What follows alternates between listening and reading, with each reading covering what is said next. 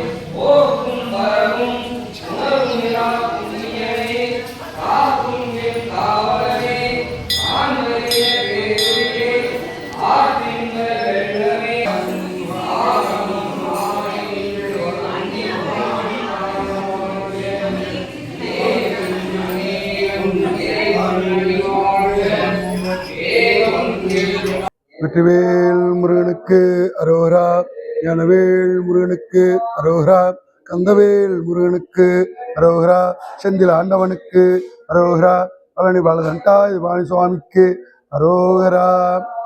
பக்தாதி பேர் அன்பர்களே, இந்த இடம் நமது மூன்றோட்டில், சேலத்தில் மூன்றோட்டில் சாமிநாதபுரம் என்ற இடத்தில் ராஜரிஷி ஆசிரமம் என்ற இடத்தில் என்ற பெயரில் விளங்கி வருகிறது. இங்கு ஒரே கல்லால் ஆன 8 அடி உயர பாலதண்டாயுதபாணி அருளாட்சி செய்து கொண்டிருக்கிறார். அதன் பொருட்டு இந்த மகா கந்த சஷ்டி விழாவானது முதன்முறையாக சூரசம்ஹார நிகழ்வு நமது ஆலயத்தில் சிறப்புற இந்த ஆண்டு இனிதே நடைபெற்றது.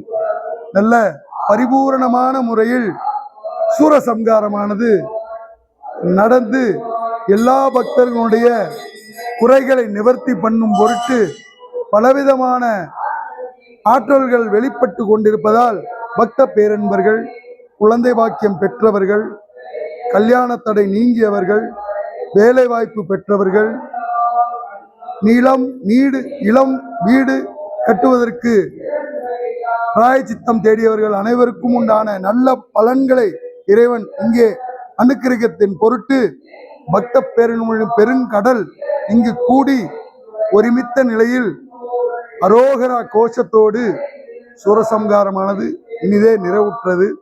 அதே போல நமது ஆலயத்தில் தொடர்ந்து கந்த சஷ்டி ஆரம்பித்ததிலிருந்து 48 நாட்களும் சிறப்புற அபிஷேக ஆராதனைகள் சிறப்பாக நடைபெற்று ஒவ்வொரு நாளும் அருணகிரியார் திருப்புகள் பாடப்பெற்று தேவார திருவாசகங்கள் ஓதப்பட்டு எம்பெருமானுக்கு திருவமுது படைக்கப்பட்டு கற்பூர தீபாராதனை வெகு விமர்சையாக நடைபெற்று இந்த சூரசம்ஹார நிகழ்வு நமது திருக்கோயிலில் நடைபெற்றுள்ளது.